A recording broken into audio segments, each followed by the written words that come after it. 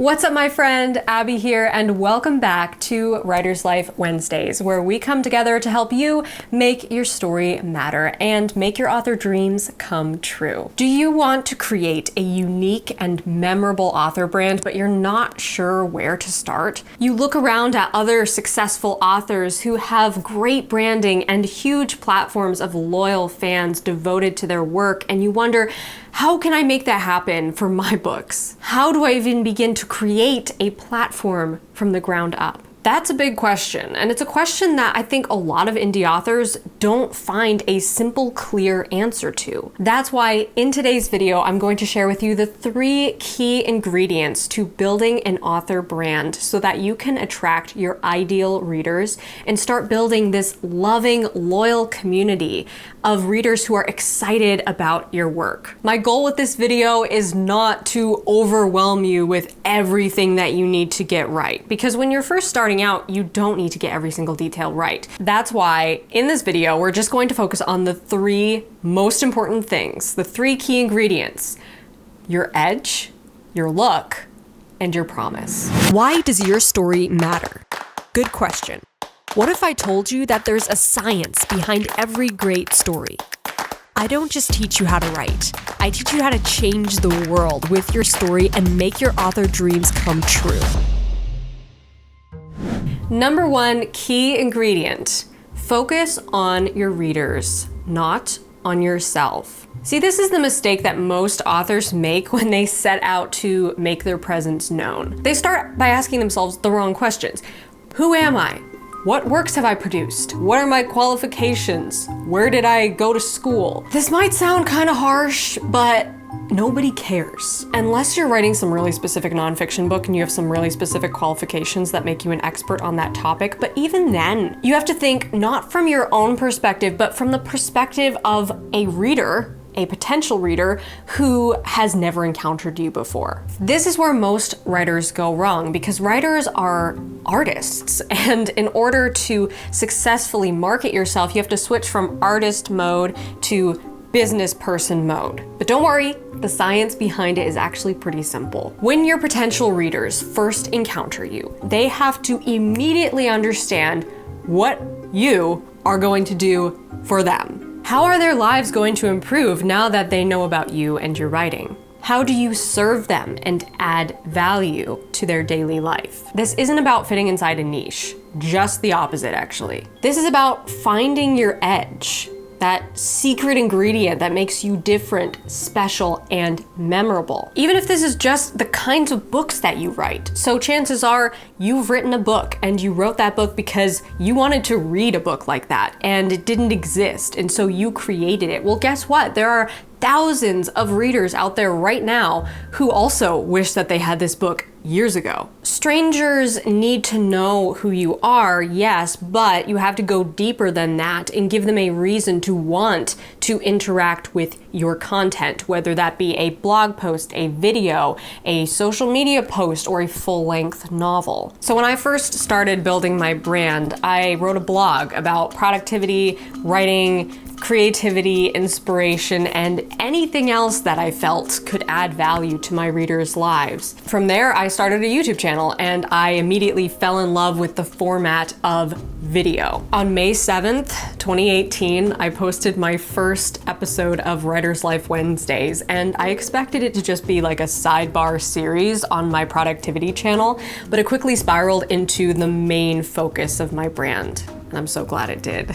And it took some thought and introspection for me to find my edge. I kept asking myself, what can I bring to this space that's fresh and new and maybe unexplored, or at least underexplored? That's when I started looking at my approach from my viewer's perspective. And then it clicked for me, and I realized the science of story. Make your story matter, understanding the psychology of your reader and using psychological principles to create unforgettable stories. These were the ideas that I hadn't heard any other author tubers talking about, and they were the ideas that completely transformed my writing life. So I knew I had to share them, and I immediately knew that's my edge. That's what I need to focus my branding on. That's what people are going to remember about me, and that's what's going to make them come back for more. Same rules apply regardless of whether you're making videos or blog posts or even just social media posts. Start by asking yourself the right questions. What is my edge? The unique approach that no one else in my space is taking. What value do I hope to bring my readers through my content? How do I want to be remembered by my readers? Key ingredient number 2, aesthetic congruency. Branding is a game of aesthetics.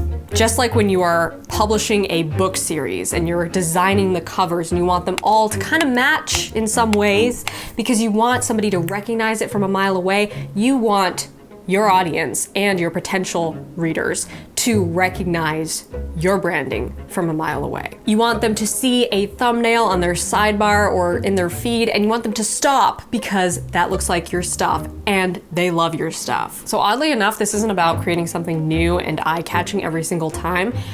Just the opposite. The goal is to make your visual content look very much the same. For example, you probably noticed on my channel that a lot of my thumbnails for my videos look very similar to each other. Technically, there are no two exactly alike, but they all use similar fonts, styles, and composition. I do this because I want my content to stand out among the millions of videos on YouTube. When one of my videos gets recommended in someone's feed, I want them to immediately remember, oh, that's Abbie, the one who can't shut up about internal conflict.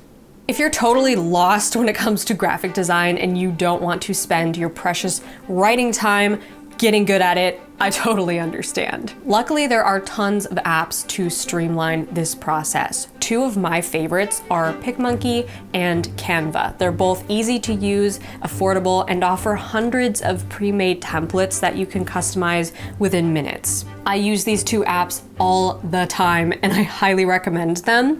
If you want to give them a try, you can sign up for free by clicking the links that I left below this video. But the truth is, you don't have to be a graphic design guru in order to be good at branding. You just need to choose your look and stick with it. Be consistent, be congruent, and your content will be easily recognized in the overwhelming chaos of the internet. Ask yourself, what visuals, fonts, colors, and styles best represent the vibe of my content? Who are my readers and what are they most attracted to? What makes me recognize other brands and how can I use that same science on my own visual media? And last but not least, key ingredient number 3, consistency and quality, AKA your promise. Quality over quantity is a fantastic rule of thumb to live by, especially when it comes to creating content. You build your reputation on the quality of your work, and reputation, once lost, can never be recovered. So start slow. Don't commit to 3 blog posts a week or a new novel every 6 months or a video every weekend if you can't handle that workload. You would be much better off under-promising and over-delivering. Trust me. Here's the thing to remember when it comes to creating quality content. Every piece of content that you create will be someone's first impression of you. And first impressions are everything. This is why every time I make a new video, I approach it from the perspective of this video is going to be the first time someone ever sees my face. And that changes everything. That challenges me to do better every single week. But your promise is not just the quality of your work, it's also the consistency of your work. That's why I say it's better to commit to once a month than once a week, because the most important thing is that you actually show up for your community and not that you just keep cranking out more and more content. Once you feel like you can comfortably handle your content schedule, you can consider turning up the volume a little. And the same goes for longer form content you produce, such as books. Don't push yourself to publish more often just because you see other writers doing that. You have to do what's best for you as a creator. You have to be truly proud of your work before you can confidently share it with the world. Remember, this is you building your reputation. Imagine for a second that you just heard your favorite author is releasing a new book. Does it matter to you when it comes out? Obviously, you want to read it as soon as possible, but you would be willing to wait for it, probably for a long time. Why? Because the author has established a promise. You know what kind of experience you're going to have when you open up this new book and start reading. There's a level of trust involved. That's what you want to create between you and your readers. And you can start building that trust even if you haven't published a single book yet. Ask yourself, what do I want to have a reputation for with my content? Books, videos, blog posts, whatever it is you're creating. How much content can I comfortably deliver each month? What kind of experience do I want to give my readers when they engage with my content? Okay, boom, that's it. The 3 key ingredients, most important things to remember when you are building an author brand. Obviously, there are a lot more technicalities involved, but these are the 3 main pillars that will really give you the support you need when you're starting this journey. I'm going to be making a lot more indie author videos like this one very soon on this channel, so stick around for more content on building your platform, finding your readers, and selling more books. All that coming soon. Subscribe so you don't miss it, and be sure to send this video to a friend who could also use some help building their author brand. Smash that like button if you liked this video, and be sure to check out my Patreon because that's where we go beyond videos and take storytelling to the next level.